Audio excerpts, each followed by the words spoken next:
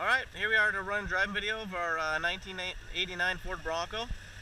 Got the lights running nice and clean, got all the four ways going. We're trying to make sure everything works on these things, even the little bulbs for the four ways. Your backup lights work, obviously those aren't on, but we got your license plate lights. It's burning nice and clean, you know, no smoking. So we're going to go ahead and hop in here and you know, all the gauges are working good. You see your little arrows are going when you got your turn signals on. Go ahead and turn those off. But we'll go ahead and hop back here and show you the rear power window motor works from inside. You know, not lightning speed by any means, but works every time. Heater works really nice. All the selector knobs move around nice. You know, it's got cold AC. That's been rebuilt with a modern AC 134. You know, original stereo. It's actually surprisingly still really nice and clear. I mean, it sounds as good as it really could. You know, no static, no whistle noise coming through there. But the seatbelt, you know, it actually retracts really nice. I was thinking it didn't, but go ahead and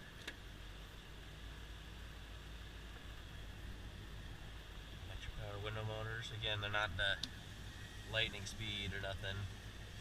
I'm pretty sure the driver's side bump's been replaced, and that's why it looks like somebody had been in the door panel. All the actuators are working. So I'm going to go ahead and pop that e-brake off. Turn the fan down so you can hear me good. So, alright, we're going to get going here. Hopefully traffic allows us to get out and do some good speeds. You see no chips or cracks in the window.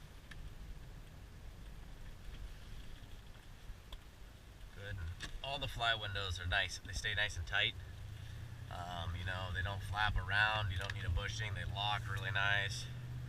But you can see, you know, there's the aging in the paint. There's some blemishes with some chips in the hood and the front valance and stuff, but it still has really nice shine to it. Nice deep reflection.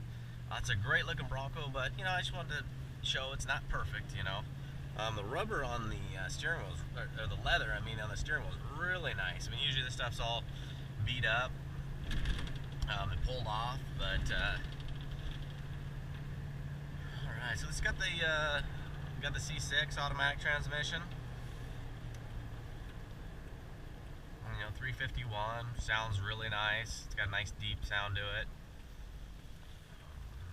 You know, no real rattles or nothing. So we're about to pull out here on the highway, and then I'll take off and do some back roads with some potholes and stuff like that, so you can see the rattles and stuff like that it really doesn't have. All the gauges work really good. I think the connection on the RPM gauge, because the factory tack dash, might be a little loose or something, because every once in a while it'll just flip way up and then come back down. It's alright. So you can see it max out there. It'll come back. But just a really nice, easy drive. These tires are great. They're nice and quiet, really nice and smooth, but they look great with the white letters, and being a 311050 fills up the wheel wells nice. But yeah, high speeds, you know, the tack for whatever reason jumps way up there, but then you'll see once we exit off and you're doing low speeds like 30, 35, 20, stuff like that, it's working properly.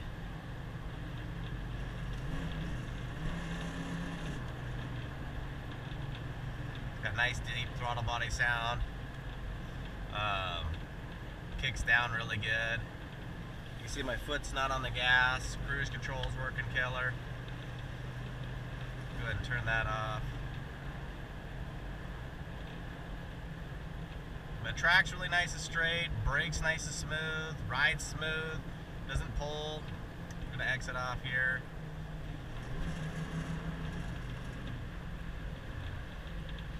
Kicks down nice, really nice shifts. I mean, this isn't a sluggish transmission. But you can see it's just, I mean, it's just nice and straight. You know, the road curves off to the right, of course, but it just goes nice and straight. No shaking or pulling or noises. So you can see RPM gauge comes back. I don't know what the deal is, but it's probably just a loose connection on there. you can see these potholes here, patches. Just soaks them up nice. Do this other spot. But it's obviously reading a little wrong there because it's definitely not 3,000 RPMs. So that's the only thing on the interior that really needs addressing, you know. Maybe throw some rubber floor mats down, and that's about it. But I'm going to take you up some S-curves up here. So you can see it's got no binding and, you know, no real play issues. But it's a real tight corner. The steering box still feels really nice, you know, when you go through these corners and you get resistance and it wants to return to zero in the middle. You know, it's usually a sign your steering box is in nice shape, but you can see you feel that nice resistance. It bounces back.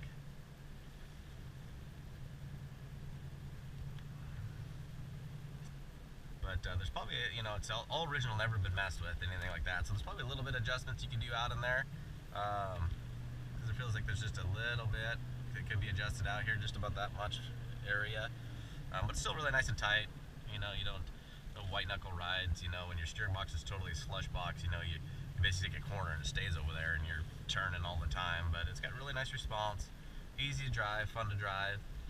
But, so it's going to no reserve, and good luck.